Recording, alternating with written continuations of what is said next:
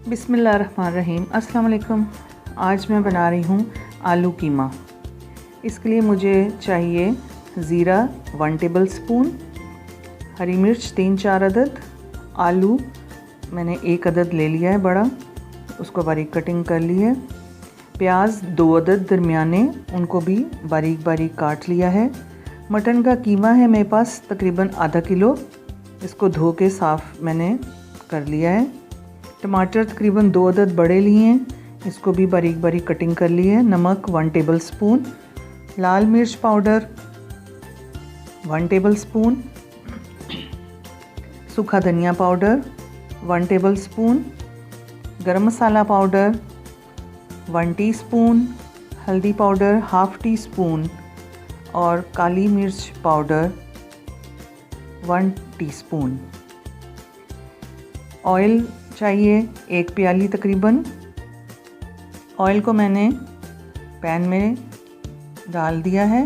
اب اس میں پیاز شامل کر رہی ہوں۔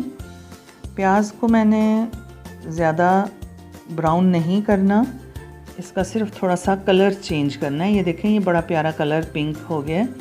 اب اس میں نے 1 چمچ لہسن ڈالا ہے اور اس میں ساتھ ہی میں قیمہ شامل کر دوں گی اور اس کو میں نے ڈھک کے رکھ دوں گی تقریباً 5-7 منٹ۔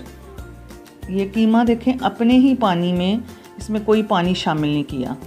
اب اس کے اندر میں لال مرچ پاؤڈر، نمک، ہلدی پاؤڈر شامل کر دیا میں نے۔ آنچ اس کی درمیانی رکھنی ہے، زیادہ تیز چولہا نہیں جلنا چاہیے ورنہ یہ جل جائے گا۔ ایک کالی مرچ پاؤڈر بھی میں نے اس میں شامل کر دیا ہے۔ یہ اپنے ہی پانی میں گلے گا۔ دیکھیں، اس میں نے بالکل پانی شامل نہیں کیا، ہلکی آنچ پہ اس کو ڈھک دینا ہے۔ اب یہ میں نے کھولا ہے، تقریباً قیمہ تیار ہے۔ اس میں نے ٹماٹر شامل کر دیے ہیں اور آلو بھی میں شامل کر رہی ہوں ساتھ ہی اس کے، اور آلو شامل کر کے دوبارہ میں اس کو ڈھک دوں گی تاکہ یہ آلو بھی اور ٹماٹر بھی گل جائیں۔ یہ دیکھیں تقریباً 6-7 منٹ کے بعد میں نے کھولا ہے۔ اب اس میں ہری مرچ شامل کر دی ہے۔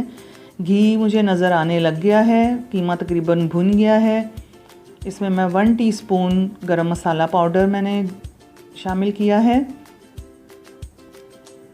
یہ دیکھیں بہت اچھا سا یہ بھن گیا ہے، اور اس کو پراٹھے کے ساتھ، چپاتی کے ساتھ کھائیں، بہت مزیدار بنتا ہے اور اس میں کسی قسم کی پانی ملانے کی ضرورت نہیں ہے۔ چینل سبسکرائب کیجئے، دعا میں یاد رکھیں۔ کسی قسم کا بھی آپ کو معلومات لینی ہوں ریسیپی کے بارے میں تو کمنٹ میں ضرور پوچھیں۔ جزاک اللہ تعالی خیرہ۔